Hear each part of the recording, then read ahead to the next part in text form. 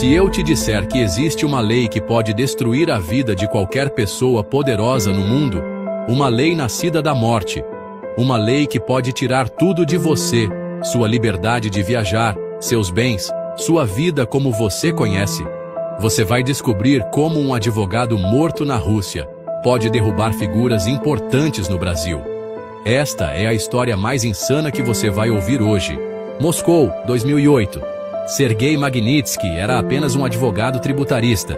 37 anos, casado, 2 filhos. Um cara normal fazendo um trabalho normal, até descobrir o que não deveria. Enquanto auditava um cliente americano, Sergei descobriu o maior esquema de roubo da história russa.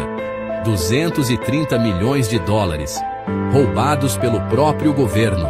Usaram empresas do seu cliente como fachada, forjaram documentos, compraram juízes. Sergei fez o que qualquer pessoa honesta faria. Denunciou as autoridades. Grande erro. Em vez de prenderem os ladrões, prenderam quem denunciou o roubo.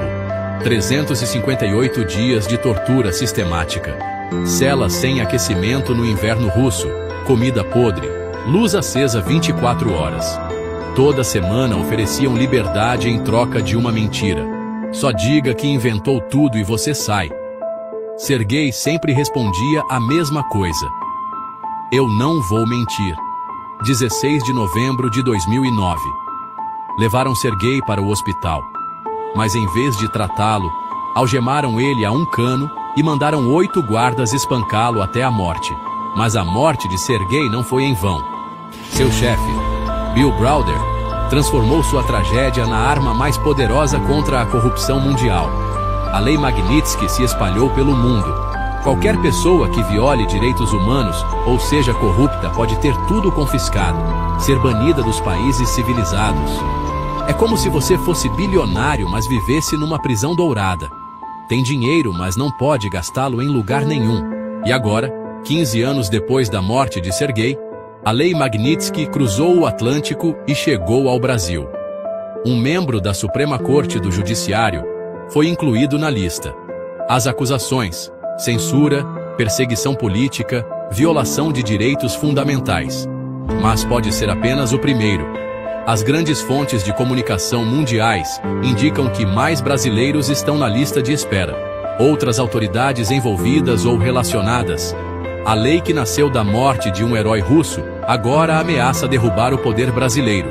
Ficaremos os próximos minutos analisando essa história insana. E vocês não vão acreditar no que descobrimos sobre os possíveis próximos alvos. Quem você acha que é o próximo?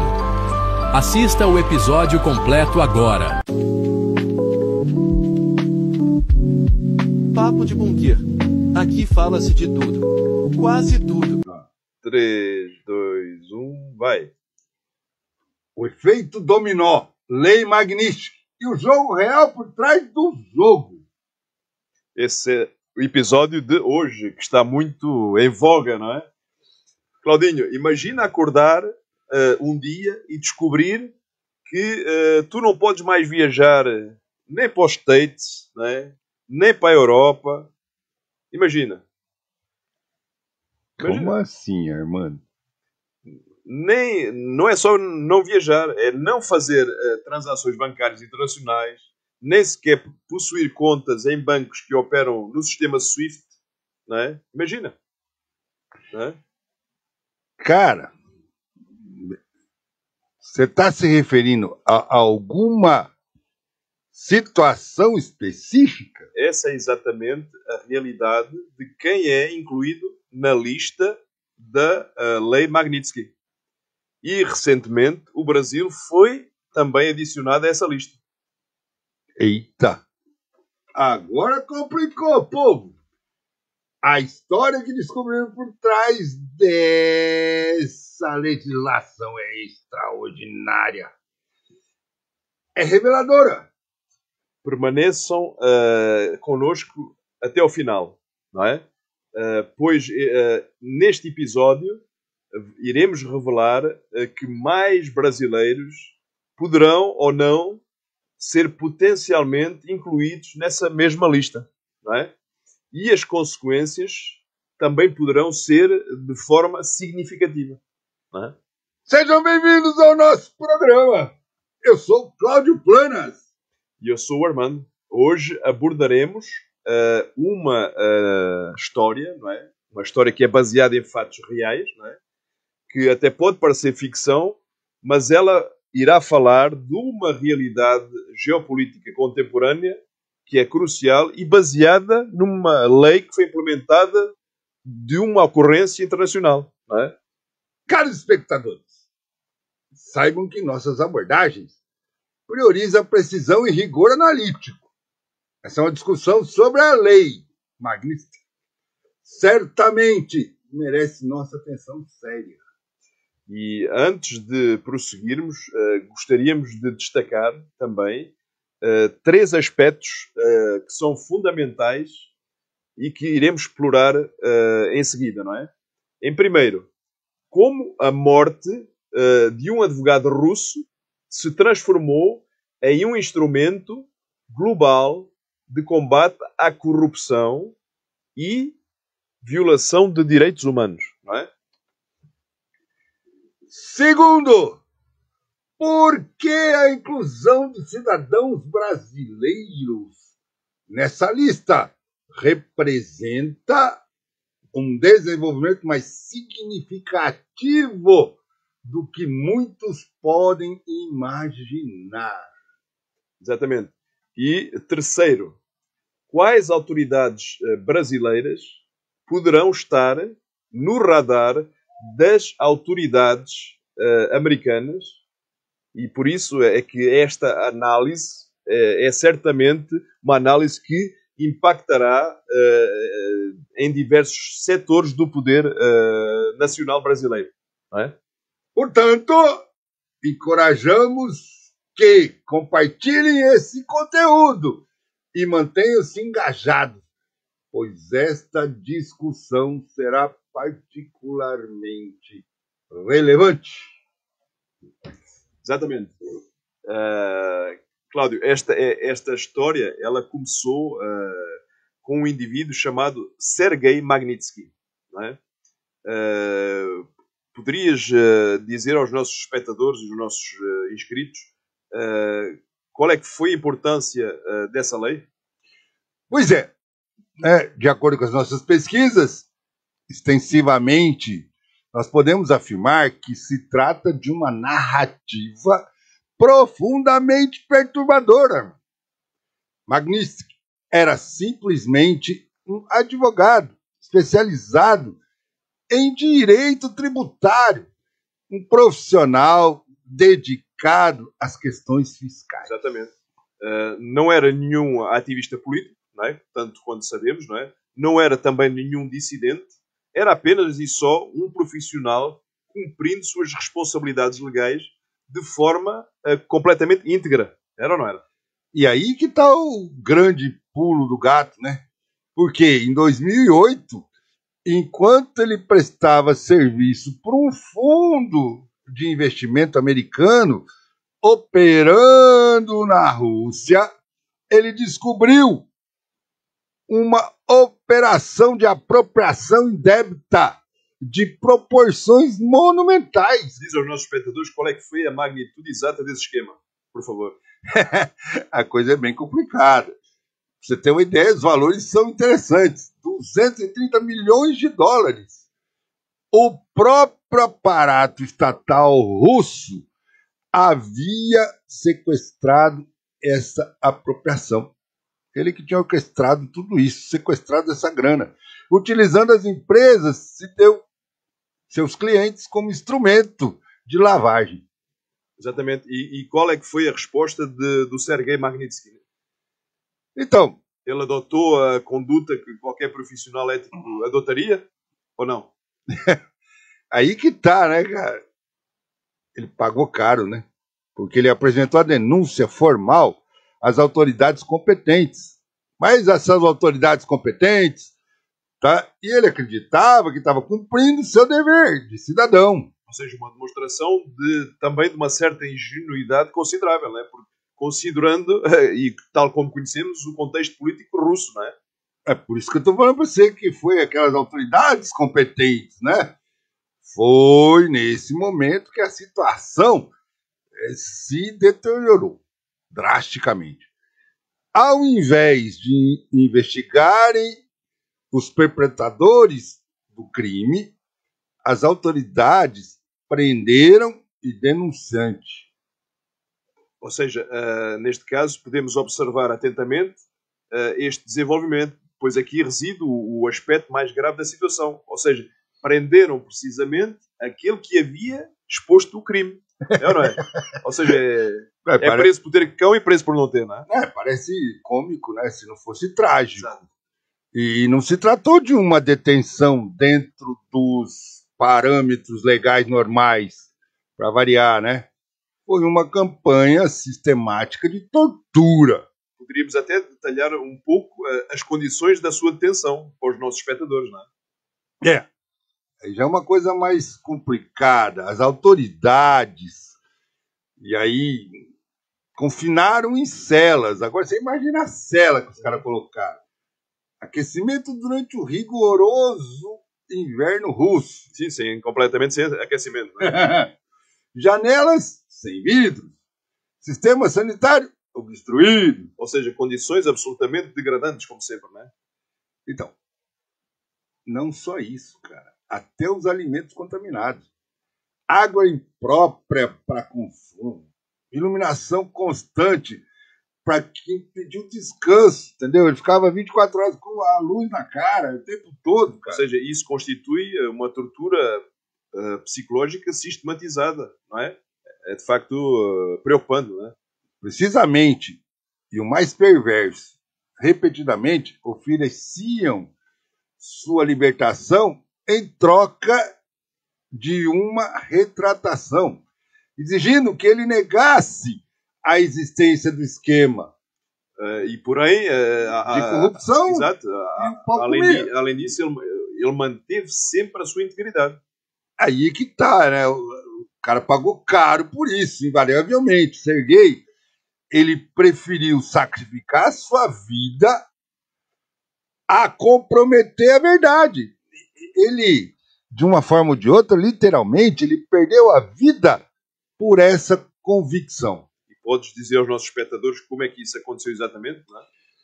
Então, começou assim, após 358 dias de detenção, havia um pedido de 20 quilogramas. Ou seja, perdeu bastante peso, não é? Ele havia perdido 20 quilogramas. Desenvolvidos cálculos biliares, pancreatite, sofrendo dores excruciantes. E foi-lhe negado o tratamento médico. Ou seja, uma demonstração da crueldade que era efetuada de forma deliberada. Né? Absurdo, russos, não é? absurdo, fora da casinha. Né?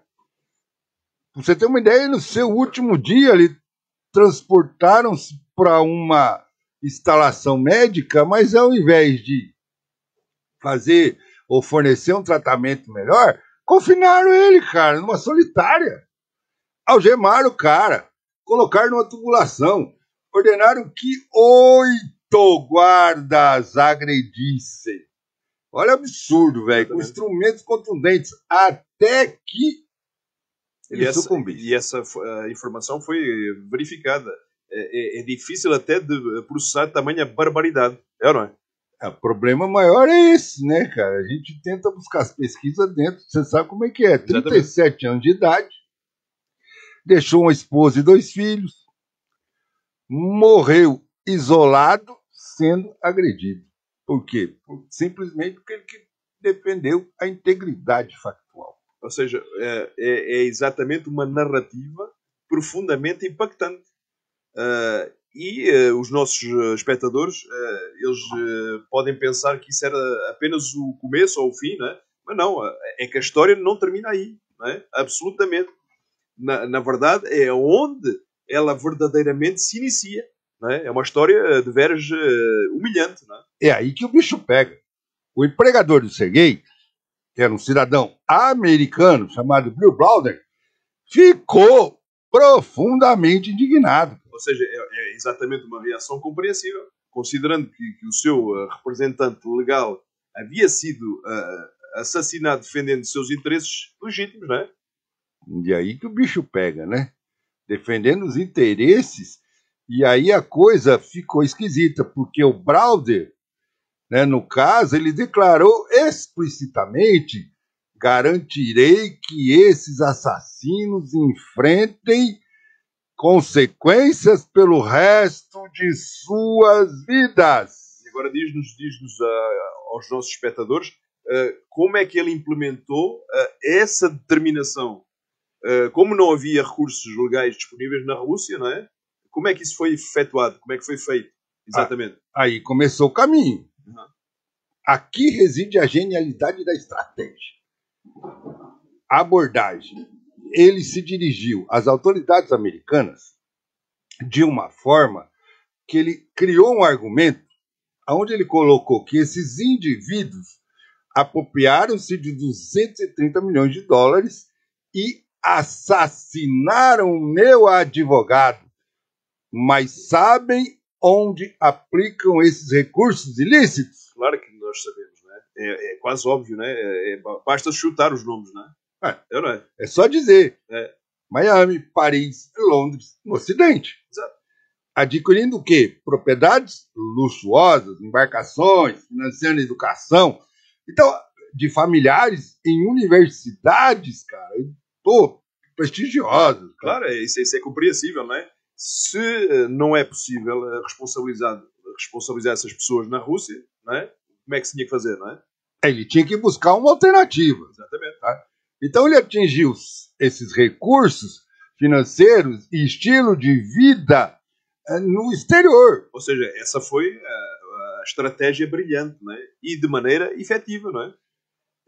Além de ser efetiva, em 2012 o Congresso americano aprovou a Lei Magnitsky, porque inicialmente ela foi direcionada exclusivamente a cidadãos russos. E posteriormente também ela foi direcionada.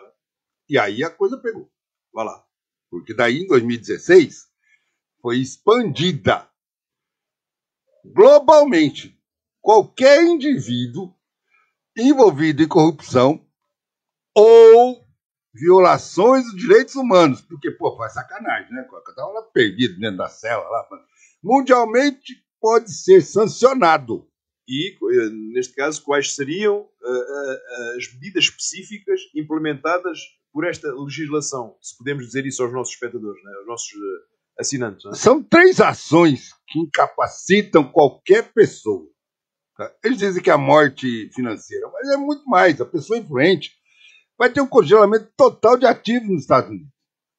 Proibição de entrega no país, interdição de qualquer transação financeira. E isso representava um impacto devastador para as pessoas, não é?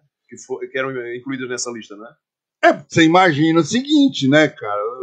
Fica a impossibilidade de manter contas bancárias, qualquer instituição não pode fazer relação com ele financeira que deseja operar nos Estados Unidos. Ela tem que respeitar ou estabelecer relações comerciais com pessoas fora da lista. Se tiver na lista... Ou seja, representa o fim das possibilidades para quem está habituado a um padrão de vida elevado. Não é? Ou seja, era uma consequência lógica. Exatamente. O cara estava lá na boa, né? Imagina, possuía bilhões, passeava para cá, passeava para lá, tinha relação com tudo quanto era banco, agora não pode fazer mais nada. Ele não pode fazer uma aquisição, ele não pode viajar, ele não pode utilizar um instrumento de crédito. E a legislação, ela demonstra eficácia, não é? É relativo. Tá? Que atualmente mais de 250 pessoas contam da lista. Representam 31 países, cara. Podes nos dizer quais são os casos mais notáveis dessa lista? São diferentes casos, né? Que são os casos mais notáveis, pelo amor de Deus, né? Oligarcas russos. Isso aí não tem o que falar. Exatamente. Ditadores africanos, autoridades corruptas da América Latina, que tem aí, né, a ter cidadãos de vários países, inclusive brasileiros. Sim, começámos a ter cidadãos brasileiros na lista, mas antes de discutirmos o caso do Brasil, gostaríamos de compreender como é a realidade de quem consta dessa lista. Como é que é a realidade cotidiana? É uma existência extremamente restritiva, pá. Não precisa nem falar, né? As pessoas que estão acostumadas a viver nababescamente, são pessoas abastadas, há um bilionário israelense, Dan Gelter, mesmo sancionado, ainda possui $1,5 bilhão. Então é meio complicado isso aí. Tá? E qual é a situação dele neste momento? Ele não pode utilizar em nenhuma jurisdição desenvolvida. É como possuir dinheiro fictício na realidade. Ou seja, é uma situação verdadeiramente frustrante, não é? Mas agora vamos à questão central. Por que, neste caso, um brasileiro, e mais concretamente a Suprema Corte, foi incluída nessa lista? Essa é uma questão, tanto quanto até delicada, né? Que está gerando debates intensos aí e tal, em todo o território nacional. De um lado, há aqueles que afirmam finalmente alguém vai responsabilizar essas autoridades, não é? Mas do outro lado, não é? O que a gente pode falar, né? Fica meio complicado, sabe por quê? Isso, entre aspas, né? Constitui uma agressão à soberania. Mas qual é nacional. Isso é o que eles dizem, né? Então, qual é a análise objetiva da situação? Aí a gente tem que parar para pensar. Não? Segundo a documentação disponível, as autoridades americanas acusam-nos de censurar a imprensa, perseguir opositores políticos e violar garantias constitucionais fundamentais. Ou seja, especificamente, poderíamos também enumerar quais ações, né? Quais ações é que eles nos estão acusando? A suspensão da plataforma X, a detenção de jornalistas, bloqueio de contas bancárias sem devido processo legal, que, entre outras medidas, né, mas essas não são controversas. Mas essas não são, tecnicamente, funções inerentes a uma Suprema Corte, não é? É isso que é o problema. Se a gente analisar, e aí reside precisamente a controvérsia. Para eles e seus apoiadores, trata-se de combate à desinformação e defesa da ordem. E para os críticos, o que é que seria? Não é? Aí que está a conversa. Constitui censura. Abuso de autoridade explícito. Ou seja, uma situação verdadeiramente complexa em todos os termos, não é? Mas podemos explicar melhor para os nossos espectadores o porquê as autoridades americanas intervieram justamente nesta questão e neste momento, não é? Esse é o X da questão, não é? Tem aí tem gente passeando por aí, né? Mas existem duas interpretações principais. A primeira é genuína, uma preocupação com direitos humanos e liberdade de expressão. E a segunda qual seria nesse aspecto, nesse âmbito? Aí que está. Em considerações geopolíticas puras. O Brasil está se alinhando progressivamente com a China e Rússia, o que preocupa Washington. Podemos detalhar também essas preocupações, como é que seriam? Porque o presidente do Brasil tem criticado os Estados Unidos defendendo posições russas do conflito ucraniano. Já foi meter a colher onde não devia. Tá? E aí tem fortalecido o BRICS, de uma forma ou de outra. Inclusive querendo criar uma moeda aí e tal. Né?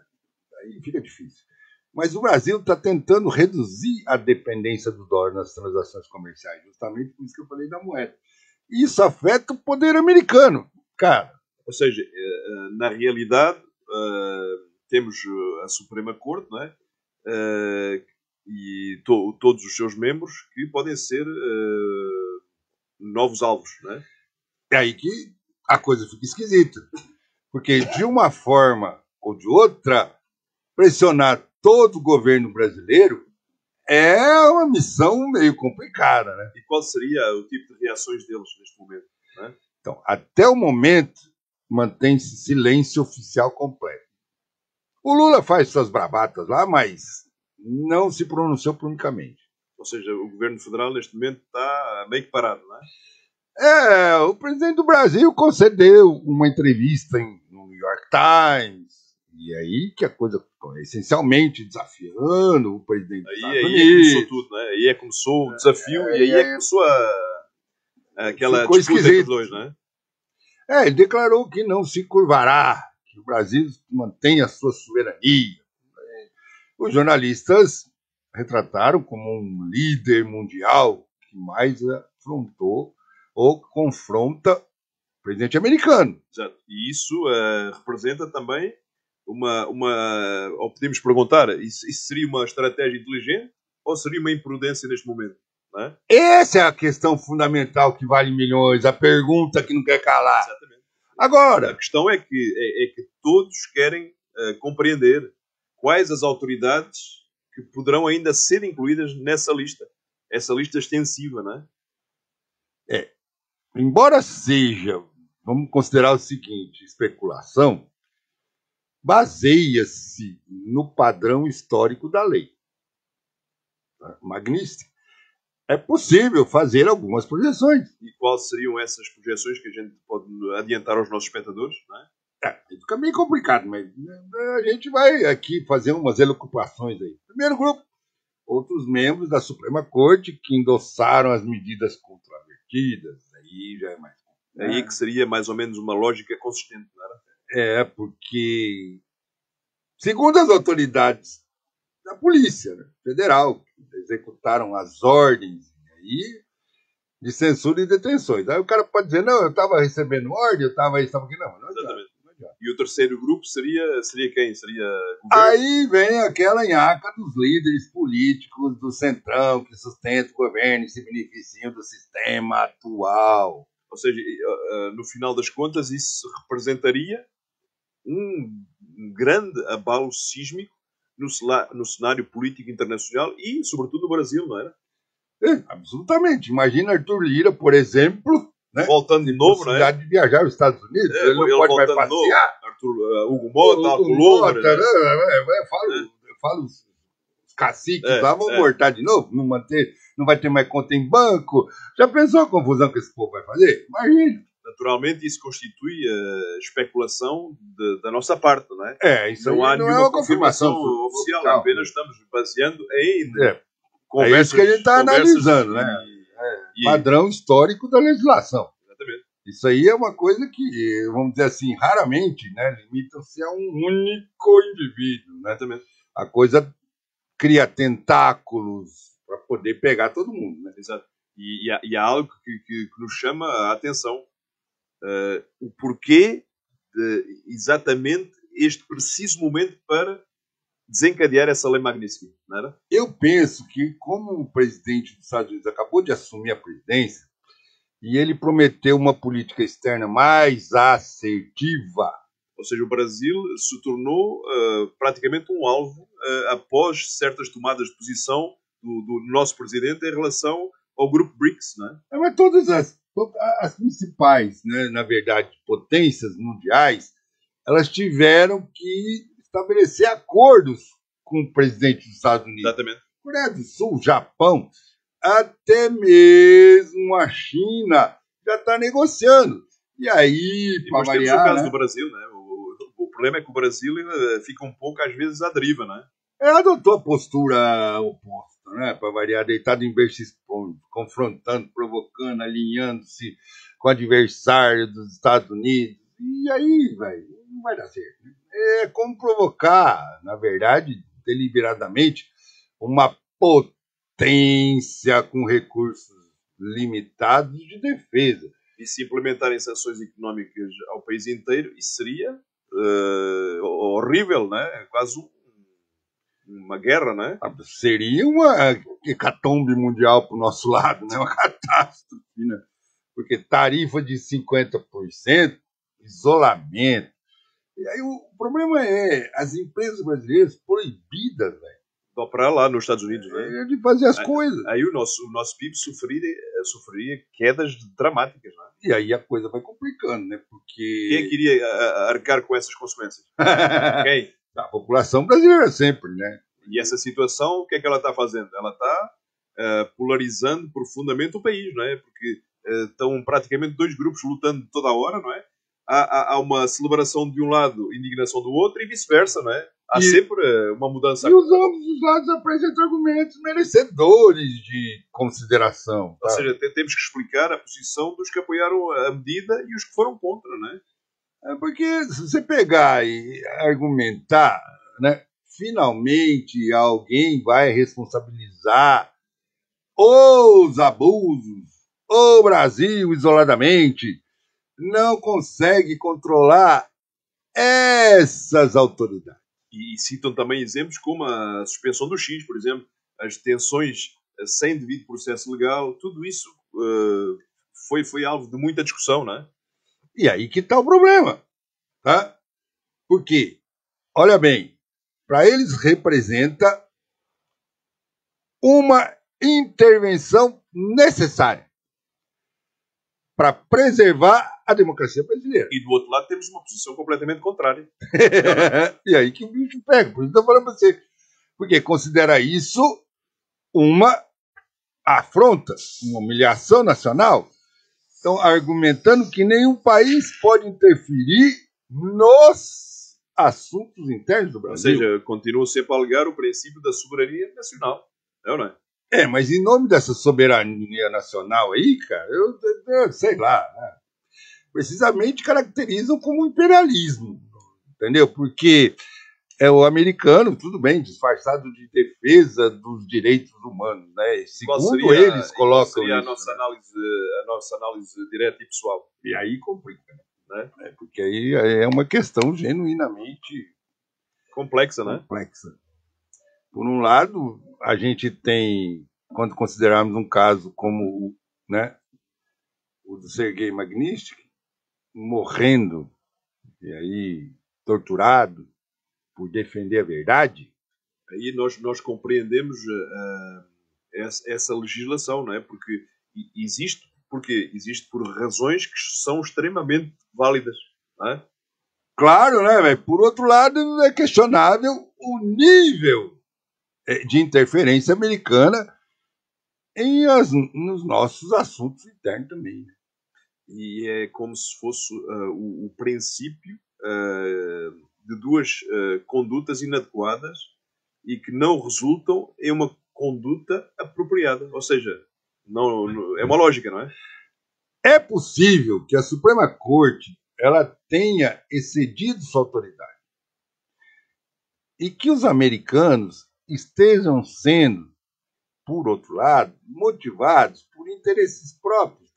E ambas as situações podem coexistir simultaneamente. Isso é quase um facto sine qua non. Não é?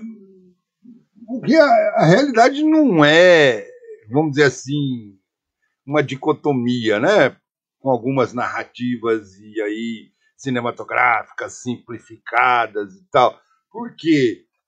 E qual seria, por exemplo, a nossa, se nós fôssemos analisar tudo, qual seria a nossa projeção para desenvolvimentos futuros? O que é que tu achas? Nós temos 3 cenários possíveis. Primeiro seria a Suprema Corte moderar suas ações controvertidas, né, para serem removidos da lei.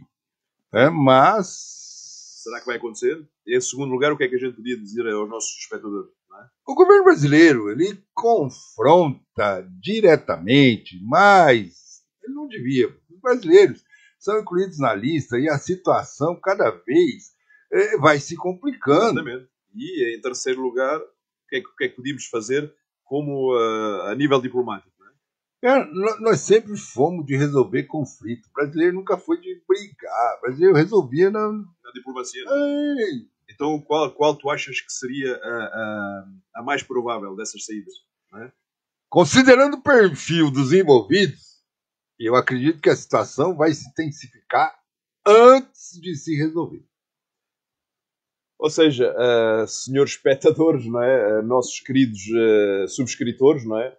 Este foi um episódio verdadeiramente revelador, até para nós, não é? É ou não é, Cláudio? É. Ficou complicado, né? Porque quando a gente iniciou essa pesquisa, a gente ainda tinha, ou pensava, né, em antecipar o desenvolvimento tão significativo que a coisa pegou pesada, né? Ou seja, recapitulando os pontos principais deste episódio, primeiro, nós tivemos um advogado russo que morreu fazendo a sua função, desempenhando a sua função, que foi torturado por denunciar a corrupção, alguém honesto, e que essa morte resultou em uma legislação global contra violadores de direitos humanos, torturadores, e que agora afeta também o Brasil, porque entrou na lista, não é? E diretamente a Suprema Corte Brasileira, né? E aí é mais relevante, né? Porque isso pode representar apenas o início. A tensão entre o Brasil e outras pessoas e outros países está longe de ser resolvida. Ou seja, nós encorajamos que compartilhem todas as suas opiniões, que nos enviem os comentários, para que nós possamos entender o que é que vocês pensam, considerando que as autoridades americanas, se elas se excederam, se elas estão fazendo o apropriado, e se eles fazem bem em sancionar o Brasil, ou se não fizeram bem, agradecíamos que nos enviassem esses comentários também, não é? E aí numa questão aí mais provocativa. Quem acredita que será o próximo brasileiro incluído na lista? É uma questão que é preocupante, não é? Ninguém sabe, mas não se esqueçam de apoiar este conteúdo e manter-se informados, pois dependemos do vosso like, do vosso comentário. Na próxima semana abordaremos outro conteúdo explosivo, não é? Não revela ainda não! Não revela ainda. Direi apenas que envolve um tema que será igualmente interessante, que causará polémica e que será, como eu digo sempre, explosivo. Questionem tudo, inclusive nossas perspectivas. Até breve! Obrigado pela audiência. E senta o dedo no like! Obrigado e até breve. Fiquem connosco na próxima semana e não nos deixem de adicionar, subscrever, deixar o like, compartilhar, para que possamos fazer chegar estes conteúdos a mais pessoas. Obrigado, fiquem com Deus e cuidado. Tchau! Cuidem-se.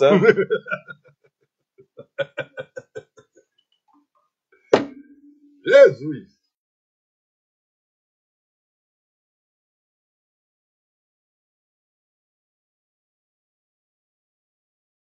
Bem-vindos ao Papo de Bunker, o podcast onde se discute sobre tudo, abre quase tudo.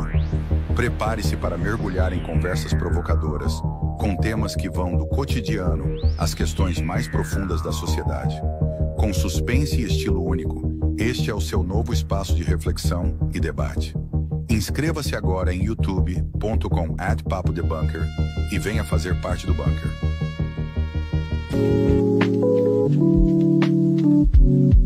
Papo de Bunker. Aqui fala-se de tudo. Quase tudo.